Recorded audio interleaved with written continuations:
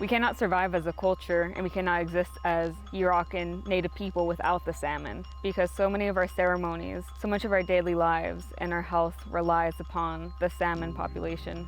Water has always been a controversial subject in the West because it's scarce. But when we get into severe droughts like the ones we're having now, we're tested. So these systems that were built originally to accommodate a very long dry season and a few moderately dry years are really being tested by this drought. Have I seen droughts? I have, probably not to this extent.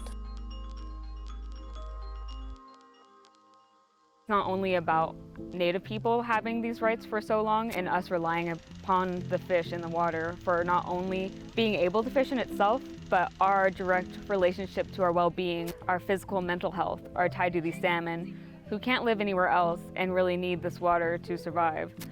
They're relying on the intensive care units of hatcheries, and over time they're becoming less and less natural and more hatchery farmed fish.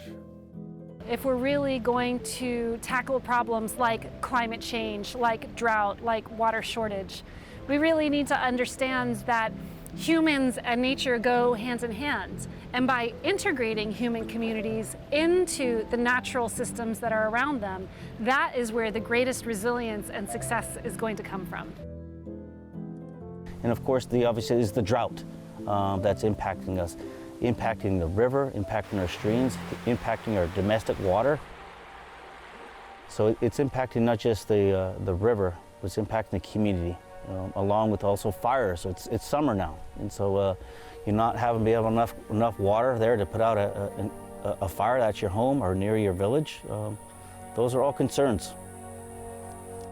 The Klamath Project basically was thousands of acres of wetlands, referred to as the Everglades of the West at one time.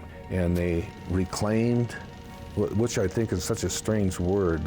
It kind of implies that it was once farmland or dry, and so we reclaimed that land and diked and drained it and turned it into agricultural lands. The council is responsible to protect our treaty resources and advance holistic health of our people, which really are dependent on the natural resources here since we're so connected to the land. With those lands were the inherent inalienable rights to hunt, fish, trap, gather, basically be the people that Creator intended us to be.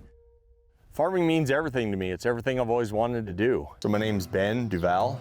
I'm a farmer here on the Klamath Project. It was authorized in 1906, only 2 years after the Reclamation Act was passed in 1904. It was one of the first reclamation projects because it was so ideal. It had a natural topography that allowed it to be an easy development. As we move to a longer drought, we tend to run out of storage space, water stored in reservoirs, and we use aquifers and groundwater. If you use too much water from an aquifer for too long of a time, the aquifer levels fall.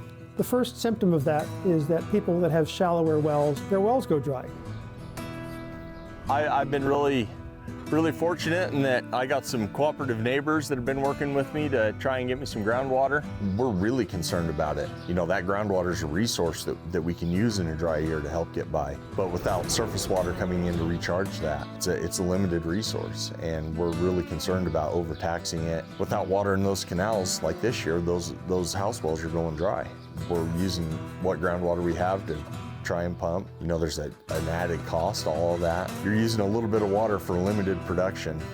You know, maybe just try and get a grain crop or something like that uses less water, but that isn't economically viable for a farm to continue to do that. So in the long term, there's an interest for everybody in managing that aquifer, even if it comes at the cost of reducing the average amount of irrigated area in the region, just so that you can keep that drought water storage available in the aquifer to get your most profitable crops.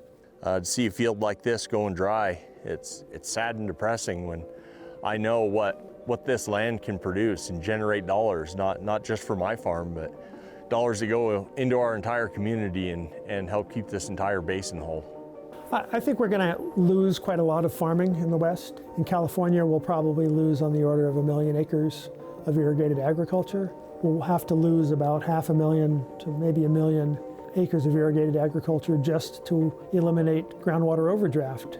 So we have a mortgage on every piece of ground that we own, and when you can't produce a crop on that land, how do you pay the mortgage? You know, if I wipe my savings out this year and next year's dry, you know, I can't continue to pay the mortgages on my land and pay rent on land that I rent. So I think the issue oftentimes gets pitted between farmers and natives when it doesn't need to be like that. There are creative solutions to a lot of these issues, like using recycled water projects to help with irrigation needs. I do feel that a lot of times farmers get the short stick in the US when they're the ones feeding us.